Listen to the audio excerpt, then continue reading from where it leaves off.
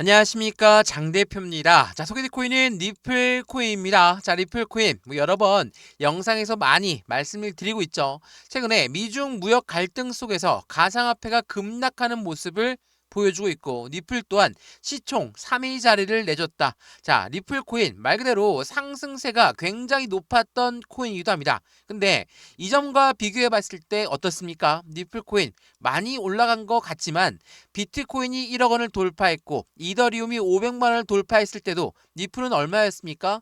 1000원대 라인이었어요. 물론 1000원대에서 현재 시점은 3000원대도 넘어섰고 4000원대도 넘어섰던 리플이었기 때문에 많이 올라갔다 이렇게 말씀하기에도 애매합니다. 왜냐하면 비트와 이더리움 그리고 리플 코인은 어깨를 나란히 했던 1세대 코인이에요. 근데 리플 같은 경우는 SEC 이 미국의 증권위원회가 계속적으로 리플을 압박하는 부분에서 1000원대 라인을 돌파하지 못했던 게 바로 작년 11월 달까지도 1000원을 돌파하지 못했었다.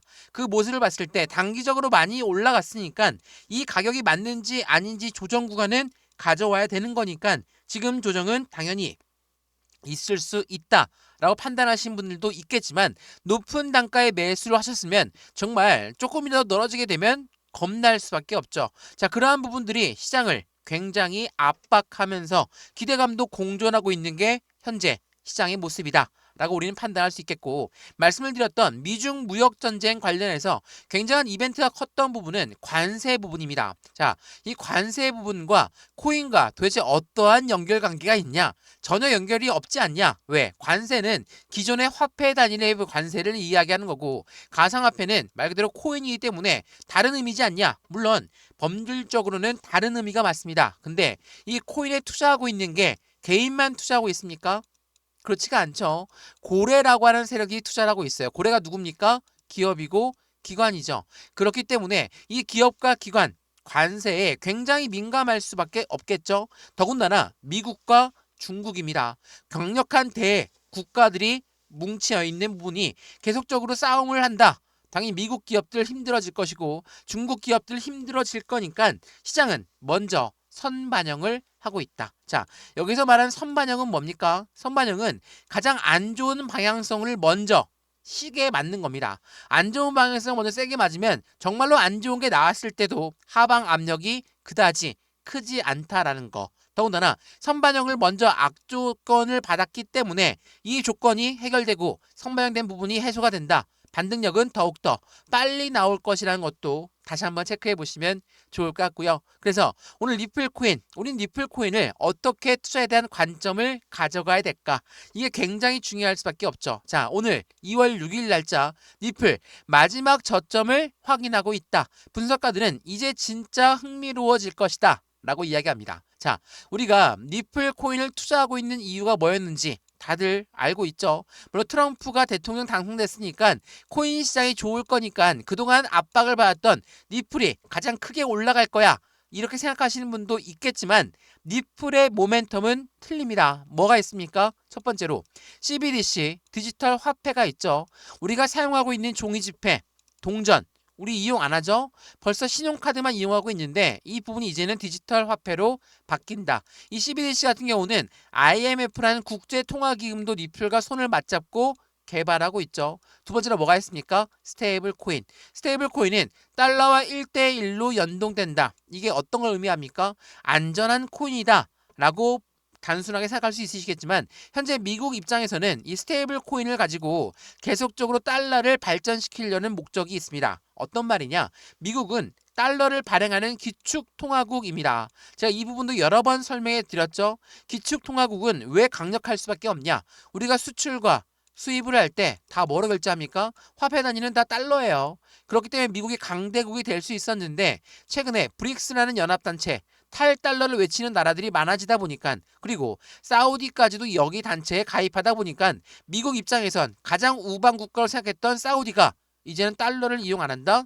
트럼프 그리고 미국 입장에서는 심기가 불편할 수밖에 없죠. 그래서 달러를 잘 이용할 수 있는 시장이 어디일 것인가? 그게 바로 코인 시장이었다. 그래서 이 스테이블 코인도 굉장히 중요할 수밖에 없다. 세 번째 뭐가 있습니까? IPO 주식시장의 상장, ETF, 펀드 시장의 상장이 있죠. 이러한 강력한 상승에 대한 모멘텀을 갖고 있는 게 바로 니플이다. 그래서 우리는 니플에 투자를 하고 있다. 근데 최근 들어서 하방 압박을 많이 갖고 오고 있고 관세라든지 이런 대외적인 요인들이 해당되는 코인 시장을 압박하다 보니까 니플 또한 당연히 자유로울 순 없다. 그래서 같은 하방 압박을 가져오고 있다라고 판단하시면 좋겠죠. 자, 제 영상 댓글 중에 이렇게 말씀하신 분이 있더라고요. 똑같은 이야기를 계속 반복한다. 당연하죠. 이건 당연한 일입니다. 니플의 모멘텀이 바뀐 게 없어요. 니플이 갑자기 밈 코인으로 돌아섰다. 아니죠. 니플이 갑자기 플랫폼 코인으로 돌아섰다. 아닙니다. 해당되는 부분을 왜 말씀을 드리냐면 모멘텀에는 변동이 없어요. 모멘텀에 변동이 없다는 것은 당연히 주식 리포트 자료 또한 반년에 한 번, 1년에 한 번 이렇게 리포트가 나옵니다. 마찬가지죠. 니플 또한 모멘텀은 변동이 없는데 변동성이 있는 가격대를 우리 어떻게 관측하느냐 그게 중요할 수밖에 없겠죠. 자, 이 두 가지 박스권 한번 보시죠. 지난 12월 달 내내 이 박스권에 횡보했고 1월 달 지나서 1월 중반, 말반 해당되는 부분에 지금 어느 시점입니까? 4,000원을 이탈하니까 당연히 힘이 빠질 수밖에 없는 건 충분히 이해를 합니다. 근데 많이 내려갔습니까? 안 내려갔죠. 이거 많이 내려간 거 아니에요. 물론 급락했다, 폭락했다, 급하게 내려가니까 그런 모습이 보일 수가 있겠지만 어디서부터 올라왔는지 어떻게 계단식으로 어떻게 지나가면서 움직였는지를 다시 한번 판단해 보시면 지금 이 정도의 하박은 확실한 조정 구간을 가져오고 있는 모습이다 라고 우리는 판단해야 된다라는 거. 다시 한번 그 부분을 체크하시면 좋을 것 같고요. 그래서 오늘 여기에서 어떻게 매매 대응 전략을 가져갈까? 매수와 매도의 대응을 보시면서 나는 차트 트레이더니까 차트만 보고 매매할 거야. 안 됩니다. 지금은 기술적 분석도 기본적 분석도 같이 합류가 돼야지 안정적인 투자가 된다라는 거. 더군다나 비중 관리는 어떻게 할까? 나는 수익 구간이 충분합니다. 매도해야죠. 근데 얼만큼 매도할 거냐가 중요합니다. 비중을 얼만큼 덜어낼 거냐. 이것 또한 중요하겠죠. 그리고 수익 구간에 단기적인 차익 실현 물량 당연히 우리는 수익 구간을 가져가야 된다 말씀드렸습니다. 근데 수익 구간도 아닌데 손실 구간인데 손실을 확정 짓게 되면 다시 반등해서 올라가면 또 한 번 후회를 하시겠죠. 제가 이 말씀을 드리는 이유는 지난번 1,500원 그러니까 1달러를 돌파했을 때 2,000원을 돌파했을 때 3,000원 돌파했을 때 다 올라갔다. 나 이제 매도해야 되겠다. 매도하고 나서 어떻게 했습니까? 다시 올라가죠. 이 모습을 한 번이라도 경험이 있으시다면 어떻게 대응을 하느냐가 중요하다는 걸 아실 거다 생각합니다. 이해되시죠? 그래서 오늘 이러한 부분들 하나씩 모두 말씀을 드릴 거니까 오늘 영상 끝까지 보시는 걸 추천을 드리고요. 영상 본격적으로 시작하기 전에 구독과 좋아요, 알림 설정 아랫부분에 따봉 버튼까지 눌러주시면 너무나 감사하고요. 왼쪽 하단에 보시면 파란색 링크 있습니다. 이 링크 클릭하시면 저희 쪽 자료를 먼저 넣어드릴 거니까 자료부터 받아보시고 마음에 든다. 톡방에 들어와서 실시간 매매 대응을 함께해도 충분하다는 거 다시 한번 체크하시면서 안정적인 투자를 같이 하시면 더욱더 좋을 것 같습니다. 이해되시죠? 자, 그러면 니플 코인 영상 본격적으로 시작을 해보겠습니다. 자, 우선은 이 뉴스를 먼저 한번 볼게요.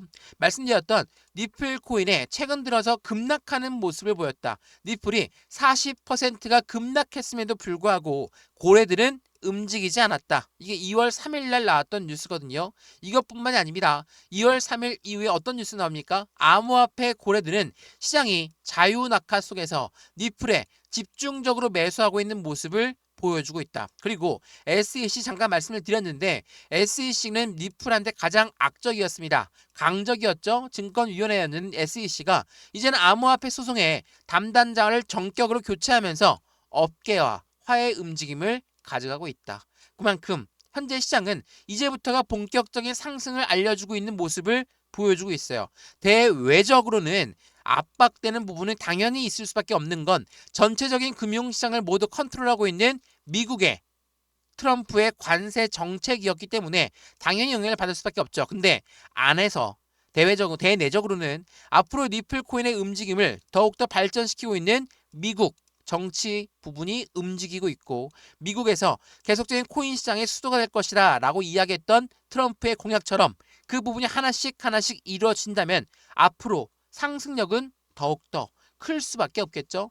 SEC가 이제는 업계와 화해의 움직임을 가져가고 있다면 니플은 강력한 모멘텀을 지지받을 수밖에 있다. 그리고 2월 5일날 나왔던 게리 하머스의 트위터 내용 보시면 뭐라고 합니까? 니플 CEO는 암호화폐 차르가 규제를 발표했는데 적극적으로 옹호하고 있다. 나무를 보지 말고 숲을 보라. 라고 이야기했습니다. 그만큼 단기적으로 변동성이 있을 만한 요인들이 가져오고 있죠. 이게 어떤 말이었냐면 첫 번째로 관세 이야기를 했는데 두 번째로 현재 시장 미국 정치판에서 해당되는 TF가 출범하고 나서 비축 자산 관련된 부분은 어떻게 진행할 것이다. 코인 시장의 안정된 정책은 어떻게 진행할 것이다. 이러한 부분들을 앞서 어떠한 정책 방향성이 있는지 먼저 판단하고 투자하겠다. 암호화폐 차르가 이야기했던 부분은 아무래도 신중한 매매 대응 전략을 가져갈 수 있도록 우리 투자자들을 보호하겠다라는 부분이 더욱더 크다라고 볼 수가 있죠. 규제를 발표했다라는 것만으로도 시장에서는 압박감을 가져온다라는 부분은 옛날 이야기입니다. 지금은 제도권 자금으로 넘어가고 있는 코인 시장의 모습을 판단할 수 있다는 것도 다시 한번 확인하시면 좋을 것 같고요. 이러한 부분들을 통해서 니플의 움직임은 더욱더 커질 수밖에 없고 말 그대로 니플의 고래들은 매도를 하지 않았다. 제가 이러한 관점에서 여러 가지 말씀을 드렸던 부분 다들 기억나실 겁니다. 자, 이 부분도 기억나시죠? 암호화폐 고래가 니플을 1조를 팔았다. 이게 언제 팔았습니까? 12월 20일이에요. 얼마 안 됐죠? 12월 20일 날 1조를 팔았다. 고래가 매도했으니까 당연히 개인들도 빨리 매도를 해야 되겠다라고 생각이 들 수밖에 없죠. 근데 이게 그냥 매도만 1조 나왔다라는 걸로 끝납니까? 아니죠. 누군가는 1조를 매수했다라는 거예요. 이게 뭐라고 하죠? 대량 매매가 일어났다라고 우리는 이야기합니다. 자, 대량 매매 뭐라고 합니까? 블록 딜이라고 하죠. 자, 우리가 1조를 판매할 건데 1조를 살 사람 누가 있습니까? 그 사람을 먼저 찾은 다음에 매매가 일어나는 게 대량 매매, 바로 블록 딜이에요. 딜을 했으니까 현재가보다 저렴하게 매도가 되었겠죠. 12월 20일입니다. 자, 12월 20일 날 어떠한 움직임을 가져왔습니까? 여기 이게 12월 20일이에요. 어때요? 1조를 매도했는데 급락했습니까? 하락했다가 다시 끌어올렸죠. 왜 이런 모습을 보였을까? 말 그대로 고래의 손바뀜이 일어난 거지 고래가 털고 나간 게 아니다 라고 판단하시면 좋겠죠. 그렇다면 이러한 관점에서 한번 보시죠. 지금 이 라인이에요. 3,000원부터 3,500원대 라인이었어요. 이 라인 때 추가적으로 1조를 매수한 고래가 있다라는 거죠. 그러면 여기 가격대를 이탈하는 것을 그냥 보겠습니까? 안 보죠. 다시 반등력을 보여줄 가능성이 매우 높아요. 그리고 3,500원을 이탈했다 하더라도 곧바로 올려버렸던 3일 전의 모습 다들 기억나실 겁니다. 고래들이 1조를 사수한다 라는 부분이 아니라 이때 이렇게 변동성을 보여주고 있을 때 개인들의 움직임을 이들은 먼저 관측하고 오면서 개인들의 물량을 흡수하고 있다. 이거 뭐라고 하죠?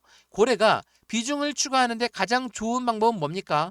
횡보 라인을 만들거나 하방 압박을 만들게 되면 어때요? 개인들은 더 이상 안 올라갈 것 같고 지금도 고점이니까 떨어지는 거 아닙니까? 그래서 매도를 하죠.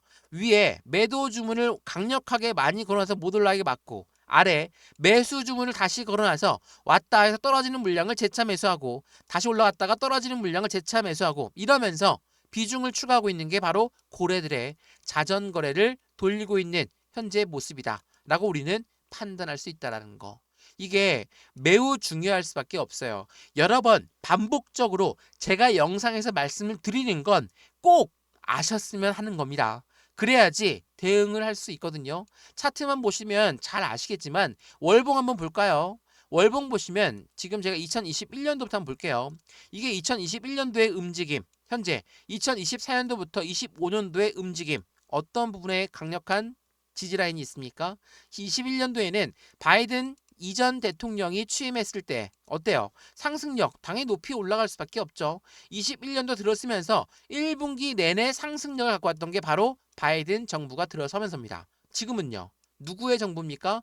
트럼프의 정부예요. 자, 바이든과 트럼프 달라진 점이 뭐가 있습니까? 물론 관세 부분 이야기하시면 그것도 맞습니다. 근데 바이든은 SEC 위원장 게리 겐슬러를 임명하면서 어때요? 1,000원대 라인을 돌파하지 못하게 만들었던 게 4년 동안 자그마치 4년 동안 1,000원대를 빛을 못 보게 만들었던 게 바로 SEC였어요. 근데 트럼프가 당선되면서 11월 달에 상승력, 12월 달 상승력, 1월 달 그리고 지금 현재 시점 어떻습니까? 상승과 하락을 반복적으로 보여주고는 있지만 어때요? 다시 한번 지지라인 형성하고 있고 거래대금 보시죠. 거래대금은 급락했어요. 거래대금이 급락했다는 건 무엇을 말합니까? 지금 하락이 의미가 있는 하락이다? 아니라는 거. 거래대금 없이 움직이는 하락은 의미가 없는 하락으로 우리는 판단하고 있죠. 주식 거래 오래 해보셨고 코인 거래 오래 해보셨으면 아실 겁니다. 그래서 여러 번 말씀드렸죠. 1,500원대도 2,000원대도 3,000원대도 4,000원대도 여러 번 강조 말씀해드렸던 건 지금 이 시점이 고점이 아닙니다. 물론 제가 맞췄다. 중요한 게 아니에요. 그게 중요한 게 아니라 1,500원대 매도했던 분들, 2,000원대 매도했던 분들, 3,000원대, 3,500원대 그리고 현재 시점은 다 올라간 것 같으니까 이제는 매도해야 되겠다라고 하신 분들 다시 이전처럼 반등력을 보여주면 어떻게 하겠습니까? 또 한 번 후회를 하시겠죠? 제가 이런 후회가 남지 않도록 매매 대응 전략을 도와드린다는 거는 지금 언제 매도를 할 것인가 이게 매우 중요할 것 같고 매도를 해야지 추가적으로 조정이 나왔을 때 뭐랍니까? 추가 매수 신규 매수를 들어가면서 매입 단가를 더 낮추거나 아니면 비중을 높일 수 있겠죠. 이러한 부분들을 하나씩 하나씩 보수적인 관점으로 가져가는 게 중요할 수밖에 없는 거기 때문에 영상 여러 번 찍으면서 말씀드린다는 거 다시 한번 체크해 보시면 좋을 것 같고요. 왼쪽 하단에 보시면 파란색 링크 여러 번 말씀드립니다. 링크 들어가시면 자료를 먼저 넣어 드릴 거니까 자료부터 받아보시고 마음에 든다. 톡방에 들어와서 실시간 매수, 매도, 대응 전략 함께 받으시면 더욱더 좋을 것 같습니다. 이해되시죠? 자, 그러면 니플이 갖고 있는 상승에 대한 모멘텀이 뭐가 있길래 이렇게 말씀을 드리는 걸까? 자, 이거 한번 보시죠. 최근에 미국의 SEC가 가상자산 악법이었던 SAB 121을 폐지했죠. 이제는 은행이 보유가 가능하도록 정책을 만들어가고 있는 시점이다. 제가 이거 여러 번 강조 말씀해드렸는데 지난 바이든 정부 때는 바이든이 이 부분을 거부했기 때문에 실행이 안 됐었거든요. 근데 트럼프가 당선되고 정권을 잡자마자 SEC가 이 부분을 바로 폐지했습니다. SAB 122가 나오면서 이제는 은행들은 정책적으로 이제는 코인을 보유할 수 있다. 그러면 은행은 말 그대로 월가, 월스트리트인데 고래라고 불리는 세력이죠. 이러한 아이들이 코인을 매수할 수 있어. 물론 긍정적인 소식은 맞습니다. 근데 서두에도 말씀드렸고 고래라고 하는 세력들은 매집 라인을 구축한다. 여러 번 말씀드렸죠. 매집이라는 건 뭡니까? 올라가던 것도 다시 끄집어내려서 저점에 매수하는 것을 매집이라고 합니다. 그러면 이 은행들이 들어오려고 하면 지금 단가에 들어오겠습니까? 아니면 좀 더 낮아진 단가, 저점에 매수 시점을 잡을까요? 당연히 후자겠죠? 제가 이 말씀을 드리는 이유는 여기 있어요. 이거 한번 보시죠. 이제 이 뉴스도 많이 소개됐던 내용인데 비트코인 환물 ETF의 선점 효과에 대한 노림수가 있다. 자, 이거는 단순 ETF에 대한 긍정적인 이벤트를 월가 고래들은 어떻게 노렸는지 그 부분이 나와 있는 거거든요. 자, 보시죠. 비트코인 ETF는 말 그대로 펀드입니다. 펀드이기 때문에 개인들 자금이 아니라 고래들의 자금이 유입되는 환경을 만들기 때문에 시장에선 유동성 자금이 유입된다. 당연히 긍정적인 힘을 가져올 수밖에 없죠. 근데 ETF가 나오기 전에 어떠한 모습을 보입니까? 비트코인 환물 ETF의 승인 시점은 비트코인 가격의 최저가에 해당할 때 나온다. 월가 월스트리트는 코인 시장 진입을 준비하면서 비트코인을 먼저 매집하고 나서 ETF가 출시가 된다. 선순위가 뭡니까? 최저가의 매집 라인을 구축한다. 제가 드렸던 말씀과 똑같죠? 그냥 고래가 들어왔다고 들어 올리는 게 아니라 고래가 들어오게 되면 저점 라인을 맞추기 위해서 끄집어 내린 다음에 저점에 매수하는 고래들. 이게 고래들의 매집 방법이에요. 그러면 이제는 이해가 되시죠? 고래들이 들어왔는데 왜 안 올라가고 횡보하거나 떨어지는 겁니까? 고래가 안 들어온 거 아닙니까? 이렇게 많이 말씀하신 분들을 위해서 말씀을 드리는 거예요. 이게 굉장히 중요할 수밖에 없죠. 더군다나 니플의 모멘텀이 많다라고 말씀을 드렸죠. 이거 한번 보시죠. 자, 이거는 지난 10월 달에 나왔던 뉴스예요. 니플은 커스터디와 스테이블 코인의 인프라를 확장한다. 제가 이 부분을 계속 말씀을 드리는 건 그만큼 중요하기 때문이라는 걸 다시 한번 체크해 보시면 좋을 것 같고요. 이 커스터디는 뭐라고 합니까? 수탁 사업이에요. 수탁 사업. 말이 어려워서 그렇지 은행과 같은 역할을 하는 겁니다. 우리가 은행에다 돈을 맡기고 보관하면 은행은 우리한테 뭘 줍니까? 이자를 주고 맡긴 돈 대비해서 대출 서비스도 가능하게 만드는 게 바로 은행이에요. 스탁 사업을 만드는 게 니플이다. 우리가 니플한테 니플을 맡기면 이자를 받고 니플은 더 나아가 대출 서비스도 가능하게끔 만들어 주겠다. 이 커스터디 사업을 진행하겠다라는 겁니다. 이 커스터디 사업은 얼마입니까? 10조 달러를 예상하고 있는 시장 규모를 보유하고 있다라는 거. 그만큼 모멘텀은 추가될 수밖에 없죠. 또한 이 스테이블 코인 말씀을 드렸지만 스테이블 코인은 국제 간 무역에서 이용 가능하도록 만들었거든요. 자, 이거 한번 보시죠.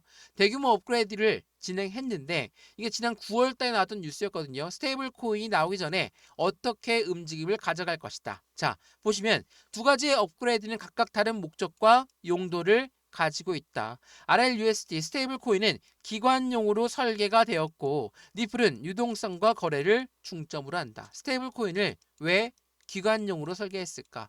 이 부분의 배경에는 국제 무역에서 이용 가능한 시스템을 만든다 했다.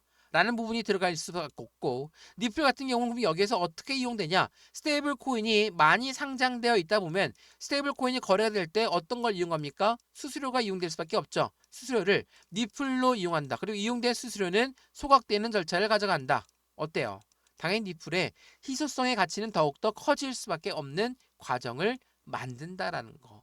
이게 지금 여러 번 강조 말씀해드리고 있는 거예요. 왜 이렇게 강조 말씀을 해드리냐? 지금처럼 변동성이 많이 나오고 있고 상승했다가 떨어졌다, 상승했다가 떨어졌다. 지금 정확하게 브레이크 라인 잡은 것도 아닙니다. 4,000원 위로 올려놔야지 안정권이다 라고 말씀을 드릴 수가 있는데 여기에서 그냥 속단하고 바로 매도해버리면 또 올라가면 후회하시겠죠? 그리고 여기가 저점이다 생각해서 몰빵해서 매수 들어가면 또 떨어지면 어떻게 할 겁니까?